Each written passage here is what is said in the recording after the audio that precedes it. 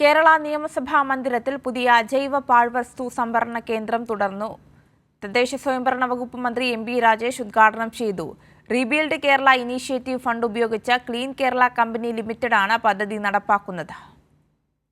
Rebuild Kerala initiative fund ഉപയോഗിച്ച് സംസ്ഥാനത്താകെ സർക്കാർ കെട്ടിട സമുച്ചയങ്ങളിൽ സംഭരണ കേന്ദ്രങ്ങൾ നിർമ്മിക്കുന്നതിനായി 4.5 കോടി രൂപയും സംസ്കരണ കേന്ദ്രങ്ങൾ നിർമ്മിക്കുന്നതിനായി 49 കോടി രൂപയും സർക്കാർ അനുവദിച്ചിരുന്നു. ഇതിന്റെ ഭാഗമായാണ് കേരള നിയമസഭാ മന്ദിരത്തിലും പുതിയ MCF നിർമ്മിച്ചത്. നിയമസഭാ സ്പീക്കർ A.N. ഷംസീറിന്റെ അധ്യക്ഷതയിൽ മന്ത്രി എം.ബി. രാജേഷ് MCF ഉദ്ഘാടനം ചെയ്തു.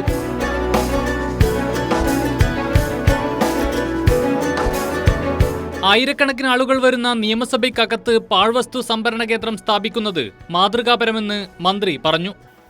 മുഴുവൻ MLA-മാരും ആയിരക്കണക്കിന് ജീവനക്കാരും എല്ലാം പ്രവർത്തിക്കുന്ന ഈ നിയമസഭയിൽ ഇതുപോലെ പാഴ്വസ്തു സംഭരണ കേന്ദ്രം ആരംഭിക്കാമെങ്കിൽ, അത്രയും ആളുകൾ ആയിരക്കണക്കിന് ആൾ വരുന്ന സ്ഥലമാണ്, അവിടെ ആരംഭിക്കാമെങ്കിൽ മറ്റെവിടെയും ഇത് ആരംഭിക്കുന്നതിന് തടസ്സമില്ല എന്ന സന്ദേശമാണിത് നൽകുന്നത്. ഇപ്പോൾ കേരള നിയമസഭ ഒരു വലിയ മാതൃക ഒരിക്കൽ കൂടി സൃഷ്ടിച്ചിരിക്കുകയാണ്. ആകെ 38 സംഭരണ കേന്ദ്രങ്ങൾ നിർമ്മിക്കാൻ അനുമതി ലഭിച്ചതിൽ സ്ഥലം ലഭ്യമായ 32 സർക്കാർ സമുച്ചയങ്ങളിൽ MCFകൾ നിർമ്മിച്ചു കഴിഞ്ഞു. 15 ലക്ഷം രൂപ ചെലവിൽ 520 ചതുരശ്ര അടി വിസ്തീർണത്തിലാണ് നിയമസഭാ സമുച്ചയത്തിലെ MCF. നിയമസഭയിലെ അജൈവ പാഴ്വസ്തുക്കൾ ഇവിടെ തന്നെ സംഭരിച്ച് തരംതിരിച്ച് നീക്കം ചെയ്യുകയാണ് ലക്ഷ്യം. കൈരളി ന്യൂസ്, തിരുവനന്തപുരം.